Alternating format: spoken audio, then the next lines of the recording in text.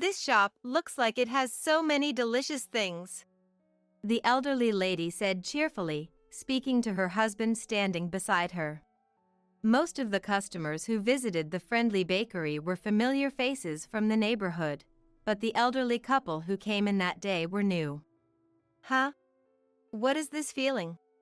I felt a strange sense of nostalgia and comfort that was hard to explain in words. Listening to the couple's interaction, I felt an inexplicable sense of ease. The nostalgic sound of my grandmother Dolly's gentle, smiling voice, "Where have I seen these two before?" I wondered. Come to think of it, the husband kept glancing outside the store, and that's when I noticed someone else standing outside. A woman in her 60s was walking back and forth in front of the store, occasionally glancing our way, but whenever our eyes met, she would quickly look away and walk away briskly. Yet after a while, she would come back and look at us again. "Hey, why don't you come in too?" the impatient husband called out to the woman. "Yes, come on in already." And the elderly lady joined in. The elderly lady turned back to me with a smile. "She's our daughter." "I'll have the jam bread. Please give me the jam bread." The woman entered the store hesitantly, covering her face with her hands. As I was packing the jam bread, the elderly lady smiled happily. "Today is my grandchild's birthday. He loves jam bread." Her face lit up with happiness. "What a coincidence! It's my birthday today too. I've loved jam bread since I was a child." She laughed but then looked at my name tag. "Oh my, you're..." and suddenly burst into tears. "My name is Blair, a 40-year-old single mother. I currently work at Friendly Bakery while raising my daughter Crystal, who just started elementary school. I don't want Crystal to feel lonely, but the bakery job starts early in the morning, and the biggest problem is that I can't spend much time with her. Starting with early morning preparations and closing the store at 7 p.m., when I get home, Crystal always wants to be with me, but my exhausted body can't properly respond to her needs. In the end, I'm making this child feel lonely too. I constantly reflect on this while watching my sleeping child's face. My family situation has always been different compared to other families. I barely remember seeing Dad at home. Whether I was going to school in the morning, coming back from school, or even going to bed, Dad was never home. Occasionally, he would come home as if he remembered us, but he would take cash from Mom's wallet and leave without even looking at my face. Since I was little, I understood that Dad is like that, and I thought it was normal. However, one Sunday, when I encountered a friend walking happily with her family in town, I began to suspect for the first time that my family might be a bit unusual. My friend, with a delighted expression, said, "We're going to a restaurant with Dad and Mom." When I asked, "Is today a special occasion?" she shook her head and replied, "We do this every week." The next day, when I shared this with my classmates, everyone said in unison, "Isn't that normal? Blair, isn't it the same for you?" They looked at me as if I were an oddity. Dad hardly ever came home, but Mom was also rarely at home in my memory. Mom was an insurance saleswoman, and it wasn't uncommon for some clients to be available only in the evening, which meant she often came home late. By then, I would already be in bed, but the sound of the front door opening and closing and her footsteps would wake me. "Mom!" I would call out, and she would simply say, "You're still awake? Go to bed." Without any meaningful conversation, I would fall asleep again, and when I woke up in the morning, Mom had already left for work. Breakfast would be prepared on the dining table, and I would eat it alone. Feeling inferior due to my vastly different home environment compared to my friends, I began to distance myself from them. After school, I would head straight home without speaking to anyone, and immerse myself in playing house alone in the empty house. Seeing this, my maternal grandmother, Dolly invited me, saying, "Why don't you come play at our house?" From then on, my place was my grandparents' house, a bit away from my home. When I was playing house alone, Dolly Grandma would suddenly join in with a girlish voice, saying, "Let me join you, Blair." When I got tired of playing house, Grandpa Thomas would come back from the field work, and the three of us would play old maid or solve riddles from a book Thomas bought on his walk. "I bought jam bread, let's wash our hands and eat together." When I got tired, Dolly Grandma would bring out jam bread she bought from a nearby bakery, and the three of us would enjoy it together. My grandparents would share one jam bread, and I would bite into a whole one, saying, "It's delicious." To which Dolly Grandma would reply, "It's delicious." The taste of jam bread was, of course, delicious, but more than that, I can confidently say now as an adult that spending time with my grandparents was truly happy for me. Occasionally, when Mom came home early from work, she would, for some reason, hand me a capsule toy, saying, "Here's a souvenir." "I don't want this," I would say, unable to figure out how to deal with Mom, and couldn't express my gratitude with a simple thank you. Yet, Mom would persistently bring capsule toys each time, handing them to me. As a child, I couldn't understand why Mom kept doing this, but now I think it might have been Mom's awkward way of expressing her love. Dad and Mom eventually started arguing incessantly, even when they were at home. There were times when I would wake up in my bedroom to the sound of their shouting. "You're always like this. Even when you go to work, you never bring back any decent salary. Shut up. It's my money, I can spend it however I want."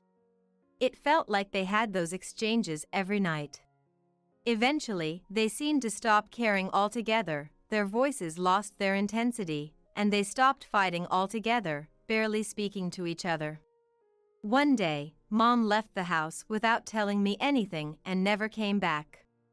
With a huge void in my heart from Mom's absence, my paternal grandmother Flora would say, "She abandoned you. She chose her job over the child she gave birth to. She's a failed mom." I heard her badmouth Mom every day. Desperate and devastated by Mom's sudden disappearance, I ran to my maternal grandparents' house to fill the hole in my heart, but there was a for sale sign in front of the house. Unable to understand its meaning at the time, I entered the house without permission to look for my grandparents, but there was no sign of them. I believed they were out somewhere and would be back soon, so I waited for hours, but they never returned. As night fell, fear and anxiety overwhelmed me, and I started crying out loud, "Grandma! Grandpa!" Someone in the neighborhood must have called the police, as a police officer arrived and said, "You can't be in there. Come out and stop playing in places you shouldn't be. If you don't go home soon, a ghost might come out." He said this jokingly, but I refused to move. "What a troublesome child," Flora said irritably as she pulled my hand and took me back home. Her voice is still etched in my memory even after decades. Dad continued to be absent frequently, sometimes being away for days. With Mom no longer there to restrain him, Dad probably felt freer to come and go as he pleased. When I reached middle school, Dad, either lacking confidence in raising a child alone or never having considered my well-being, unhesitatingly placed me in a children's home. The social worker repeatedly asked Dad, "Are you sure about this?" But Dad, annoyed, waved it off, saying, "Yes, yes," like swatting away a fly. The social worker looked exasperated. I had always been alone, so I didn't expect any affection from Dad. Being placed in a children's home didn't make me sad or hurt. In the children's home, I could take care of myself and had no problems. There were many younger children, and wanting to lessen the burden on the busy staff, I took care of them like they were my own siblings. "Blair, you're such a help. Thank you always." The staff would say, but for me, having people to talk to and keep me company was a relief from loneliness. Interacting with children who had various backgrounds made me realize that I wasn't special. Seeing children who relied on me made me want to do my best for them.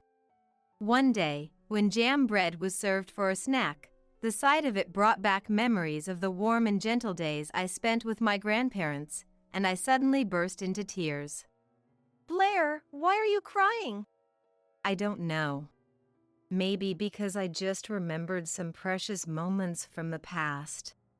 As I took a bite of the jam bread, the texture of the bread and the sweetness of the jam filled my mouth. This is delicious. I've never had bread this good before. Seeing the children with their mouths full of jam bread and their beaming smiles, I began to dream of working at a bakery one day.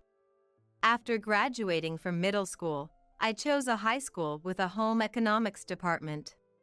I had always been confident in my cooking skills, but this school also offered classes in baking from scratch, making it an ideal environment for someone aspiring to become a baker. After graduating high school and leaving the children's home, I immediately landed my dream job at a bakery. At the same time, I found a small but perfectly sized apartment for living on my own. The small bakery, Friendly Bakery, was run by a couple who were both cheerful and kind, treating me like a real daughter. The concept of this shop is to bring delicious food to families and see the joy on their faces. Treat each customer as if they were a beloved family member. Victor, the owner, gave me this guidance when I first started working, knowing nothing yet. I didn't fully understand what family meant at that moment, but I thought of the faces of the children at the children's home. No matter how early the morning, remembering those kids' happy faces would instantly dispel any hardship, and I found the preparation work surprisingly bearable. When a customer with children would say, "The bread here is delicious," I couldn't help but smile at the register, and Victor would compliment me, saying, "That's a great smile." One day, while admiring a mother and child buying jam bread to take home, Victor gently approached me and asked, Blair, I've always wondered, do you have a special attachment to jam bread? "It's a taste that reminds me of my grandparents. I spent a lot of time with them when I was a child."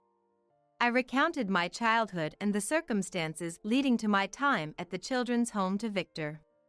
After hearing my story, Victor prefaced his question with, "If it's okay," and then asked, "If you could see your grandparents again, would you want to? What about your mom? Would you want to live with her?" Caught off guard by such unexpected questions, I was at a loss for words. If I were honest, there were many times I wished to see them again. But I felt I shouldn't want that. I repeatedly told myself that my grandparents and mom had abandoned me and that meeting them again was impossible. "No, I haven't thought about that at all," I replied, avoiding Victor's gaze so he wouldn't read my mind. "I see. If that's what you think, then all right." Victor responded in a way that left it unclear whether he believed me or not. 10 years after I started working at the bakery, there were significant changes in my personal life. I fell in love with a regular male customer who always came to buy from us, and we got married 6 months after dating. For several years, we struggled to have children, but at 34, I finally gave birth to our long-awaited daughter, Crystal. However, right after having the baby, my husband's attitude towards me became cold, and we constantly argue over trivial matters, leading to a quick divorce. The custody battle was lengthy and contentious, but thanks to a skilled lawyer introduced by Victor, I managed to keep Crystal. Even so, seeing Crystal's sad expressions as a young child made me think of myself at that age.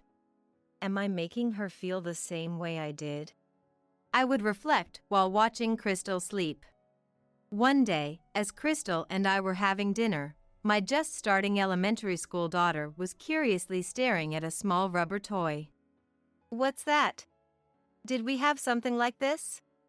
Puzzled by the unfamiliar toy doll, I noticed a capsule toy container lying on the floor and asked, "Did you buy this?" I got it from a lady I didn't know earlier. A lady? Where did you meet her? What was she like? She was standing in front of our house when I got back from school. She looked a lot older than you, Mom. She seemed to know you. She gave it to me. I wondered who could it be and thought of various acquaintances, considering it might be someone related to the children's home. But I warned Crystal, don't go with anyone you don't know, okay? The next day, as I stood in the shop as usual, an elderly couple I had never seen around here before walked in. Most of the customers at Friendly Bakery were familiar faces from the neighborhood, but occasionally we got visitors from far away who had heard about the bakery's reputation. I assumed this elderly couple was one of those customers, but then I was struck by a strange feeling of familiarity and comfort that I couldn't quite explain. This shop looks like it has so many delicious things, the elderly lady said cheerfully, speaking to her husband standing beside her. Yes, there was something inexplicably soothing about her voice as well. A nostalgic sound, as if I had heard it somewhere long ago, combined with her gentle smile. Where had I seen these two before? I noticed the husband kept glancing outside the shop. I initially thought he was eager to leave, but the elderly lady didn't seem to mind. That's when I noticed another person standing outside the shop. A woman in her 60s was walking back and forth in front of the store, occasionally looking our way, but when our eyes met, she quickly looked away and walked off. Then, after a while, she came back and was looking at us again. "Hey, why don't you come in too?" The impatient husband called out to the woman, and the elderly lady joined in. "Yes, come on in already." The elderly lady turned back to me with a smile. She's our daughter. "Everything looks so good. I'll take some jam bread, please." I thought it was strange for someone her age to be so shy, but the couple's daughter timidly entered the shop, covering her face with her hands. As I packed the bread, "It's our grandchild's birthday today. She always loved jam bread. I'm so happy to think we'll see her again." The elderly lady smiled happily. "Oh, that's quite a coincidence. Today is actually my birthday too. And I've always loved jam bread since I was a child." The elderly lady laughed. Really? That's wonderful. But then she looked at my name tag. "Oh my, you're..." And her voice trembled. I was confused and asked, "Are you all right? What's wrong?" But instead of answering, the elderly lady murmured, "I'm so glad you're well. I'm so glad I lived to see this day." "Blair. Blair, right? It's me. Do you recognize me?" She suddenly started crying.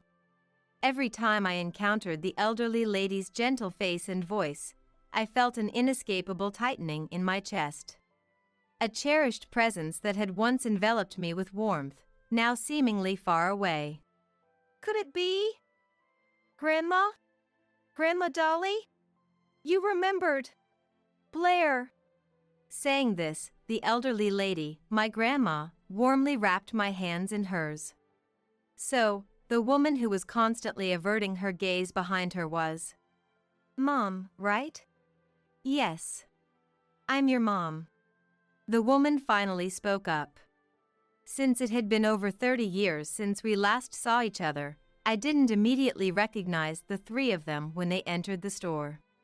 But there was no doubt that the three people in front of me were my grandparents and my mom. With trembling hands, I handed the items to Grandma. "I still have work to do, so later. We'll be waiting in the park over there. It doesn't matter how late it gets, we want to talk to you." Dolly Grandma looked into my eyes and spoke firmly. Victor, who had seen everything from the back of the shop, came over to me and said, "I told them about your apartment. I hope it was all right. I had a feeling you actually wanted to see your mom and grandparents." Yes, it's fine. Thank you. Looks like we don't have many customers today, so let's close up early. Victor suggested, and I changed into my casual clothes and ran out of the back door without even grabbing my bag. When I brought the three of them back to my apartment, it did feel a bit cramped in my one-room apartment, but it might have been just the right size to fill the emotional void that had separated our family for so long. When I opened the door, Crystal, who had just gotten back from school, was doing her homework and exclaimed, "Oh, it's the auntie who gave me the toy yesterday." She pointed at my mom. "How did you find out I was living in this town?" While apologizing to me repeatedly, my mom explained the events that led her here after her divorce. My dad, Scott, worked at a small-town factory, but he would spend all his wages on drinks the very day he got paid, never bringing any money home. "What about Blair? Raising a child costs money, you know?" My mom, who had to raise the young Blair, started working in place of my dad. But my dad's wasteful habits never improved, and he started spending more and more days away from home. Finally, unable to take it anymore, my mom asked my dad for a divorce. During the divorce mediation, my dad's mom, Flora, said, "If you really want a divorce, you have to leave Blair behind." Mom didn't want to give me up, who she had carried and given birth to, but Flora told her, "That child hates you," and she believed it. "That's not true at all." Hearing this made me incredibly angry, but my mom kept nodding, saying, "Yes, you're right. But back then, I truly believed you hated me. You didn't seem happy even when I bought you toys." Despite my mom's clumsy way of showing affection, it seems she misunderstood my true feelings until the very end of their divorce. Looking back, I should never have let you go. After that, she threw herself into her work, as if to cut off the memories of her time with her daughter. But 30 years later, one day, she happened to run into Dad on the street. To Mom, Dad was like a stranger by then, but she was still worried about me, their only daughter. When she pressed Dad about it, he shamelessly said that he had put me in a facility. "I had no idea you had been placed in a facility. I'm really sorry." After that, Mom switched to a job with more flexible hours and, with the help of my grandparents, started tracking my movements from the children's home, eventually finding me at the friendly bakery. "We've been looking for you. We finally found out that you were working at that bakery. You were out on delivery, so we asked the people at the store for your apartment address." My grandmother's warm, gentle hands wrapped around mine. "Why did you and Grandma leave without telling me anything?" In Grandma's place, Mom answered, "I insisted that they do it. After divorcing your dad, I stayed at my parents' house for a while, but seeing you living nearby made me desperately want to hug you. But I thought you hated me, so I figured staying in the same town would only make it harder, and that's why I decided to leave with my parents. I was hurting too. Even after I couldn't see you anymore, I kept thinking about you. How are you doing now? Are you eating well? Not catching a cold? That's all I ever thought about." Saying this, Dolly Grandma closed her eyes tightly and looked up at the ceiling, but the tears streaming down her cheeks didn't stop. "Thank you, Grandma. I had no idea you were looking for me." I had been convinced that both Mom and my grandparents had abandoned me. But knowing that they had taken the time to find me, my long-suppressed emotions burst forth, and I couldn't stop the tears from flowing. "Let's live together again, okay? Let's do that." Mom stroked my shoulder and said, but I couldn't bring myself to say yes. Mom hadn't wanted to let me go. A series of unfortunate events had led to that regrettable decision. Even though I understood that, my feelings couldn't immediately accept her offer to live together again. One day was too short a time to dispel the doubts I'd harbored towards Mom. "Let me think about it." Yes, of course. We're staying at a hotel right now, so call me whenever you feel ready. With that, Mom left a note with her contact information and left with my grandparents. Crystal, who didn't know what was going on, looked worried and asked, "Are you okay, Mom?" I decided I shouldn't make her worry, so I forced myself to switch gears and said, Are you hungry? What do you want for dinner? I want pizza. I love the pizza you make, Mom. Crystal hugged me around my waist with a big smile on her face, and I promised myself I will never let go of this child. While making pizza, I remembered my elementary school days. The morning Mom left home, when I woke up, there was a pre-made pizza on the dining table with a message from Mom saying, "Heat it up and eat it." Thinking about that, I accidentally set the oven timer wrong and burned it a little. Sorry, Crystal. I burnt it a bit, please forgive me. Mom, you just can't help it, can you? Crystal sighed and laughed. I wondered if I might be just like Mom was back then. I feared I might be making Crystal feel lonely too. After dinner, while I was doing the dishes, Crystal took something out of her school bag and said, "Mom, look over here." She snuck up on me quietly and called out.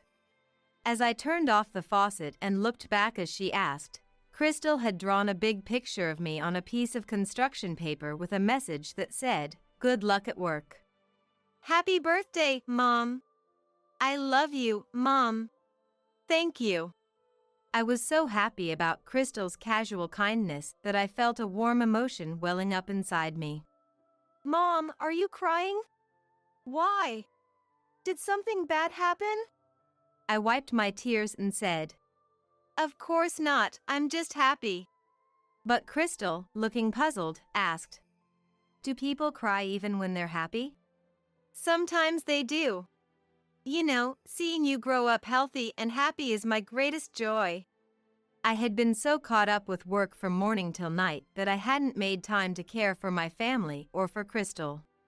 I thought Crystal might hate me for that, but she told me she loved me. Thank you, Crystal. Thank you for being born my child. The next day was Saturday, and the store was extremely busy. But Victor, knowing the situation, kindly said, "A young part-timer just joined, so why don't you take a break for once?" So, I decided to take Crystal out to town. When I entered the restaurant holding Crystal's hand, Mom and my grandparents were already waiting inside. "Thank you for coming. I was a bit worried that you wouldn't." Grandpa, usually so reserved, admitted with a touch of relief. Crystal, feeling a bit nervous seeing the three of them, greeted them with a timid hello. "Well, aren't you a polite one? Your name is Crystal, right? How old are you now?" "I'm 6 years old." "6, huh? Blair was just about your age when she started living apart from us," Dolly Grandma said, her expression a mix of the sadness from being separated and the joy of this reunion. Though Crystal was tense meeting her grandmother and great-grandparents for the first time, she soon relaxed and started chatting eagerly by the time her kids' meal arrived. Looking back, I can't recall a single time my parents took me to a restaurant when I was a child. I never want Crystal to experience such loneliness. It might be presumptuous of me to ask, but... Mom began, after exchanging several nods with my grandparents. "If you like, would you live with us?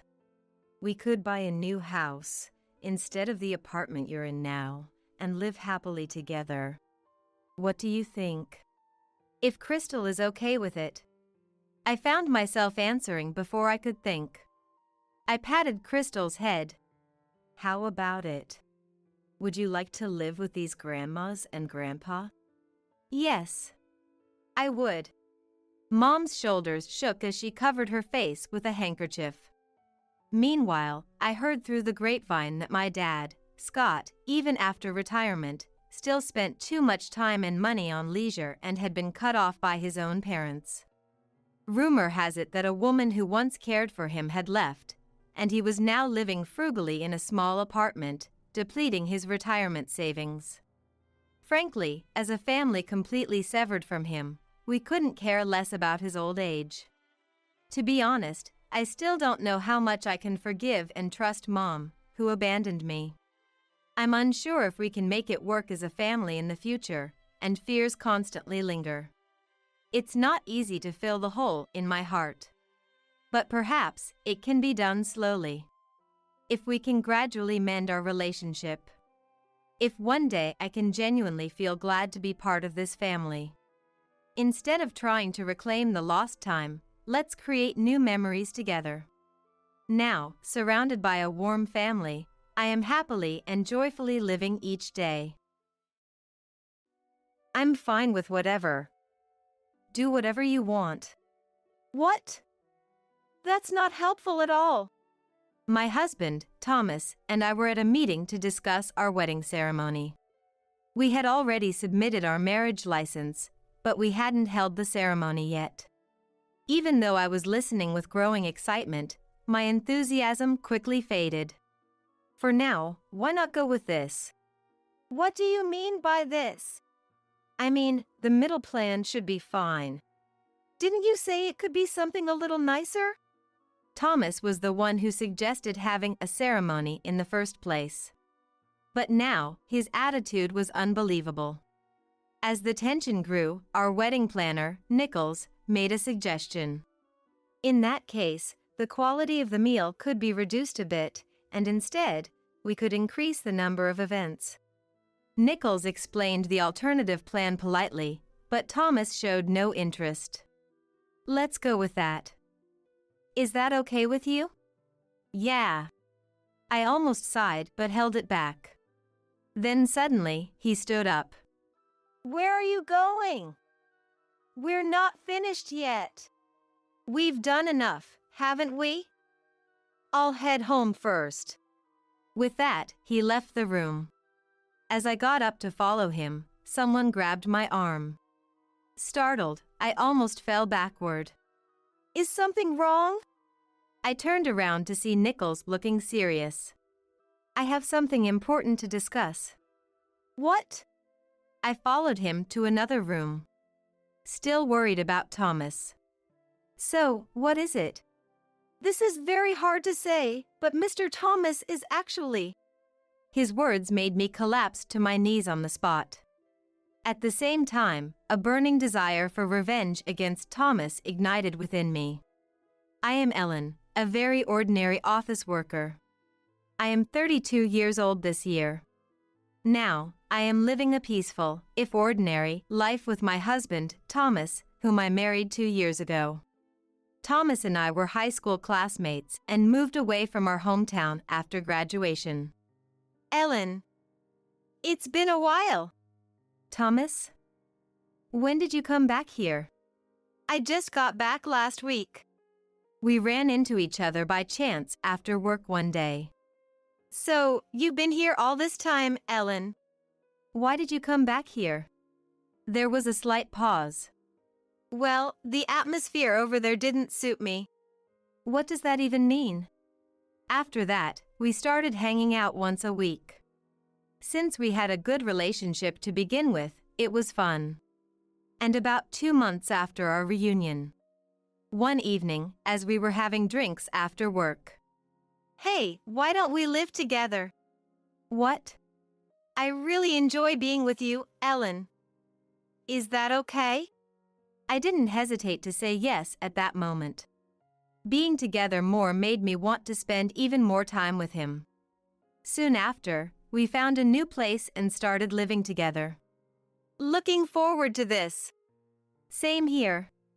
I had never lived with someone before, so I was a little excited. It was fun, but there was something that bothered me. I had never asked Thomas what he did for a living. I had asked him before. What? My job? Oh, I'm helping out my colleague. Oh. Specifically? Well, various things. Anyway, let's go eat. I know a great place. Oh, okay. He dodged the question skillfully, and I never got a clear answer. As work got busier, I forgot about it. About a year of living together passed. And one day, when I got home from work. Welcome back. Have a seat. What? Following Thomas's instructions, I sat down and saw a table set with drinks and a lavish meal. What's this for? It's not my birthday or anything. Then, Thomas pulled out a small box from his pocket. Seeing it, my heart raced with anticipation. Will you marry me? I think it's about time. Yes. I'd love to. But this turned out to be the wrong choice for me. I was over the moon about being proposed to. Then, Thomas looked apologetic. Is something wrong? Could we wait to have the wedding? A wedding? Well, I'm not really particular about it, so we can think about it later. Really? Thank you. The fact that I could be with Thomas as his wife was more important to me than the wedding. The next day, we went to the courthouse and got our marriage certificate. We were officially married. I was thrilled about our new life together. But I noticed something strange 2 weeks after we got married. I'm home. You're late. Oh, yeah. There was a lot going on. He felt like a stranger. But that wasn't the only thing. Even when I spoke to him, he seemed distant and only gave half-hearted responses. Hey? Are you listening? Huh? Sorry, I wasn't listening. I'm just really tired. I'm going to bed. Oh, okay. Thomas went to the bedroom, clearly preoccupied with something else. Then, I noticed a small bag left where he had been sitting. Thinking he might need it, I went to give it to him. You dropped this. Thomas, who was lying down, snatched it from me with an inhuman speed. What was that? I was too stunned to move. He glared at me with a face I'd never seen before. Did you look inside? Inside? No, I didn't. Good. Thanks. He lay back down. I returned to the living room, but the bag stayed on my mind. I couldn't muster the courage to ask more after seeing his expression. The next day, he acted as if nothing had happened. Oh, by the way, I'll be late again tonight. What about dinner? I don't need it. That night. He didn't come home even after midnight. Since I had work the next day, I decided to go to bed. Then, I heard the front door open and a thud. Rushing to the entrance, I found Thomas collapsed. Are you okay? Huh? Thomas was so drunk he couldn't even speak properly. There was a strange sweet, almost pungent smell coming from him. I managed to get him to the living room and gave him some water. He had never been in such a bad state from drinking before, so I considered calling an ambulance. The bag. What? The bag? After a while, he kept muttering the bag like a mantra. I realized it was the one I saw before. I searched his bag. Just as I was about to take out the bag. What are you doing? Startled by his sudden clear shout, I dropped the bag in surprise.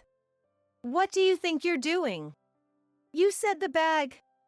Don't do things on your own. I was getting annoyed at being unfairly blamed. You said the bag, didn't you? What's even in it? It's none of your business. If it's so important, why don't you keep it in a safe or something? The next moment, I felt pain in my cheek. I touched my cheek, not understanding what had happened. When I looked at Thomas, his eyes were bloodshot. It's because you keep meddling. If you do this again, it won't end with just this. The intensity of his anger left me speechless. He stood up, staggered, and left the house. I was left alone, rubbing my slapped cheek. After that, he started coming home less and less. He would return when I was leaving for work. Oh, heading to work now? Good luck. Are you off today? Huh? Oh, yeah, it's my day off. And he was always drunk.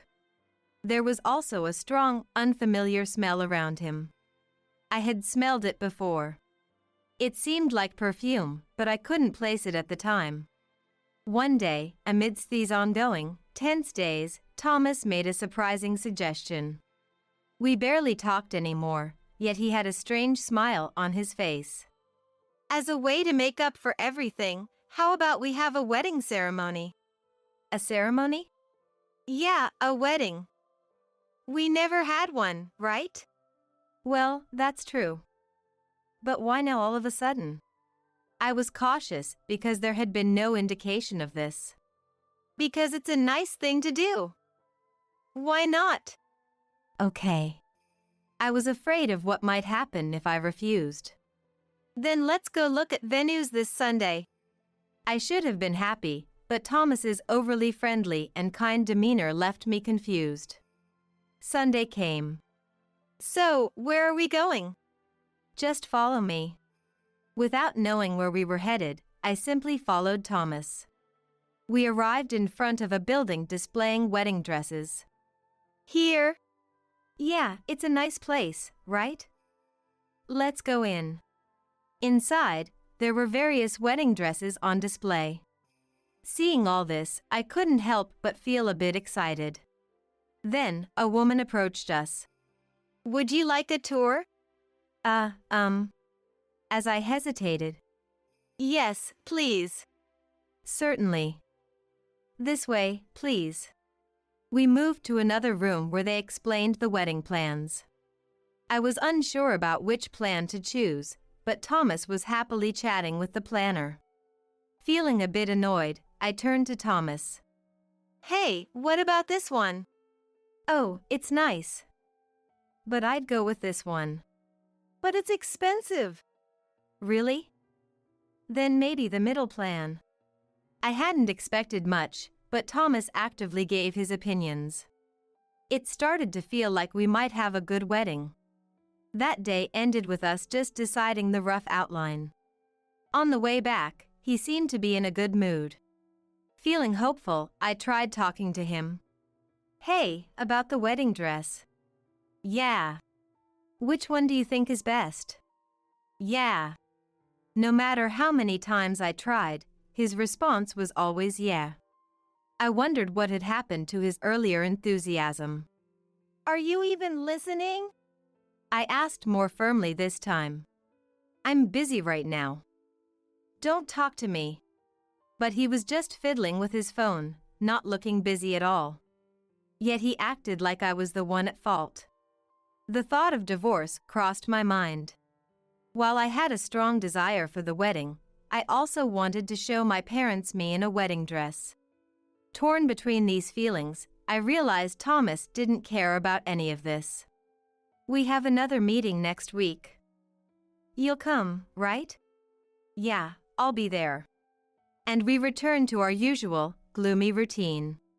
I couldn't wait for a week to pass. That day, I felt sick and had to leave work early. All I wanted was to get home and lie down. Huh? Why are you home? That's what I should be asking you.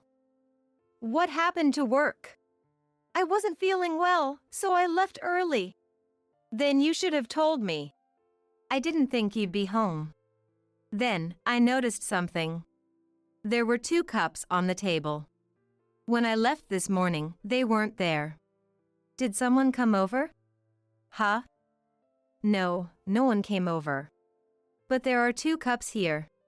Thomas looked like he had been caught. It seemed like he was trying to come up with an excuse. Oh, my coworker stopped by. But you just said no one came over. Thomas seemed increasingly frustrated. I said it was a coworker. Can you just drop it? I tried to press further, but I felt dizzy and unsteady on my feet. You came home because you weren't feeling well, right? You should go to bed. With that, Thomas carried me to the bedroom. My fever must have gone up, because as soon as I was laid in bed, I fell into a deep sleep. Huh? When did I fall asleep? I looked at my phone, and it was already past 1 a.m. I had been asleep for nearly 6 hours. I headed to the living room and found Thomas there. Are you feeling better? Yeah. Don't push yourself. Do you want something to eat? After what happened earlier, I didn't know what to say. Thomas spoke kindly, as if nothing had happened. I'm sorry about earlier. Work's just been stressful. But really, it was just a coworker. Please believe me. He seemed like a different person. Okay, I understand. I forgave him. Looking back, maybe I shouldn't have. But at that moment, his kindness meant the world to me. Especially since I had little experience with relationships, he was so important to me. You should get some more sleep. It's still the middle of the night. Yeah, you're right. Good night. Good night. I went back to bed and quickly fell asleep again. She didn't suspect anything. She's really a fool. I thought I heard Thomas talking to someone, but I soon drifted off again. We have another wedding planning session on Sunday. Are you okay with that? Yeah. It's fine. Then, during our final planning session, something happened. Isn't the usual person here? I'm sorry, but they are off today. My name is Nichols. I'll be your planner today. Oh, I see. Nice to meet you. I glanced at Thomas and he seemed a bit annoyed. Is everything all right? Yeah. Let's just get this over with. As we went through the details, Thomas was just playing with his phone, not really participating. It made me question what the wedding was for. As the meeting was wrapping up. So, shall we proceed like this? Yes, thank you. I asked Thomas for his agreement. Is this okay? Whatever. You decide. Huh? That's not helpful at all. My excitement deflated quickly. Just keep it simple. Simple? What's simple? Not too fancy. It doesn't need to be extravagant. What? We've already made all the plans. Now you want to change them? You said you didn't want anything expensive, right? Originally, it was Thomas who suggested having the ceremony. But now, I can't believe his attitude. As the tension grew, our planner Nichols made a suggestion. If we lower the grade of the meal, we can increase the number of events. He politely offered an alternative, but he showed no interest. Let's go with that. It's fine, right? Yeah. I almost sighed but held it in. Then, Thomas suddenly stood up. Where are you going?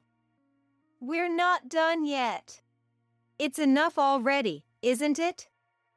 I'm heading home first. Wait! But Thomas ignored me and left. What is wrong with him? I'm sorry. I'll bring him back. As I stood up to chase Thomas, my arm was grabbed. I nearly fell backward from the sudden pull. Yes. When I turned around, the planner Nichols, who had been smiling earlier, now had a serious expression. I have something important to discuss. Important? What is it? This isn't the place for it. Please come with me. Following Nichols' lead, I moved to another room. I was concerned about Thomas leaving, but this seemed more urgent. Nichols began to speak slowly. His expression looked almost apologetic. So, what's the matter? It's very hard to say, but actually, Mr. Thomas has been up to something not good. Not good. Last week, when we were fitting the outfits, I overheard a conversation. I was curious and went to check. He seemed hesitant to continue. Seeing this, I felt I needed to be brave and listen. Please, tell me. All right. When I looked, he was talking to one of our employees, Ingram, who was handling your case until last week. What? I don't think their relationship is recent. They even kissed. What?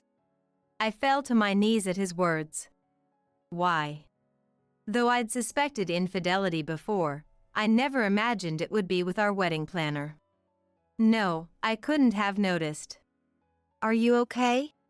Yes. He offered me a hand. And it wasn't just the secret he was hiding. At that moment, a desire for revenge ignited within me. Thank you for telling me. What will you do? Of course, revenge. But don't worry. I won't trouble you. I went straight home. I called Thomas on the way, but he didn't answer. He wasn't home, so I waited for him. And then, I saw that bag on the table. Seeing it, I thought this was my chance. An hour later. Why are you so flustered? Oh, it's nothing. The moment he got home, he was restless and looking for something. Of course, I knew what it was. Is this what you're looking for? You had it? Honestly, I was scared, but my anger was stronger. I know what this is. The wedding planner Nichols told me. Nichols? Who's that? The person who handled us today. She heard you talking with Ingram. What did she hear? Everything. About you kissing Ingram and planning to swindle me by pretending we were going to have a wedding. Earlier, I heard from Nichols that Thomas and Ingram were planning to steal money together. Upon hearing this, he began to tremble slightly. So, you found out, huh? What are you laughing at? Even if you know now, you can't escape from me. I held my mobile phone in my hand, ready to call the police if necessary. There's no use threatening me anymore. Just give it to me. No way. Do you really think it's okay to get involved in something like this? Shut up. Just hand it over. Thomas, clearly frustrated to the max, threw something at me from nearby. Luckily, his aim was off, and it didn't hit me. Then I called the police. Hey! What are you doing? Of course, I'm calling the police. You're the one who can't escape, Thomas. You should run away, or do you want this? Don't mess with me. He tried to come at me, but tripped over the mess he had made in the room. Taking advantage of this, I ran into the bathroom. I locked myself in the bathroom and called the police. Open up! There's no way I'm opening this door. Thomas desperately tried to open the door, pounding and kicking it. Even though I was in the bathroom, I wasn't sure how long it would be safe. Then, I quietly checked the contents of the bag. There were still some uncertainties about what Nichols had told me. Sure enough, inside were dried plant fragments and some unfamiliar apparatus. There was also a sweet smell coming from it. I realized this was the smell I had noticed from him before. After about 15 minutes, I heard the front door open and someone entered. It seemed the police had arrived. Hey! Let go! Don't touch me! Outside the bathroom, there seemed to be a struggle between the police and Thomas. Then, everything went quiet and there was a knock on the door. Are you okay? Yes. We've restrained him, so you can come out now. As I exited the bathroom, I saw Thomas in the living room, surrounded by police officers, looking downcast. I handed the bag Thomas had to the police. This is what he was carrying. Thank you. The police checked the contents and contacted someone. Soon after, more police arrived. Is this Mr. Thomas's item? Yes, he always carried it around like it was important. Then, right in front of Thomas, they began testing the contents. They put some of the plant fragments into a test tube, and it changed from clear to a purplish blue color. At 5:34 p.m., you are being arrested for violation of drug use. Right before my eyes, Thomas was handcuffed. Strangely, I didn't feel sad at all. In fact, I could only think that he deserved it for deceiving me all this time. You've ruined everything. Remember this. I never thought you were such a scumbag. You deserve to rot in prison. You just wait. I'll be back. Good luck with that. And with that, Thomas was taken away by the police. I felt foolish for not acting sooner, even though I had noticed something was wrong. But now, I was free. I might not be able to have the wedding, but it's much better than continuing this life. What should I do now? First, I guess I should get a divorce. There's no time to wallow in sentimentality. There's still a lot to do. A few days later, I was on my way to the police station. The police had contacted me, and I needed to be tested as well. Of course, the result was negative. You can visit him now if you'd like. What would you like to do? Of course, I will. All right. I'll get back to you with the schedule details. I felt a bit excited. I was eager to know how things had progressed since then. And finally, a week later, the chance to meet face-to-face arrived.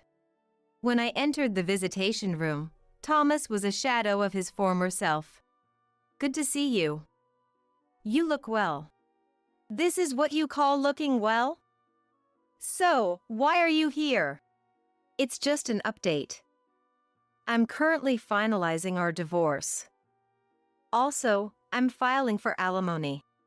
Alimony? Yes. Because you were cheating, remember? Do you have proof? You'll find out soon enough. That's all I wanted to say. Get out of here! As I left the visitation room, I couldn't help but laugh. How far someone can fall after getting involved with drugs.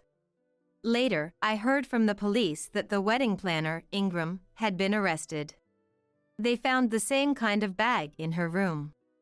During interrogation, she was quite talkative, saying Thomas had introduced her to marijuana. In the end, she even admitted to the affair. The mystery of the 2 glasses was also solved. Now, I have to proceed with the alimony claim. The alimony claim was successfully recognized. Thanks to my lawyer, the divorce was finalized, and I was finally free.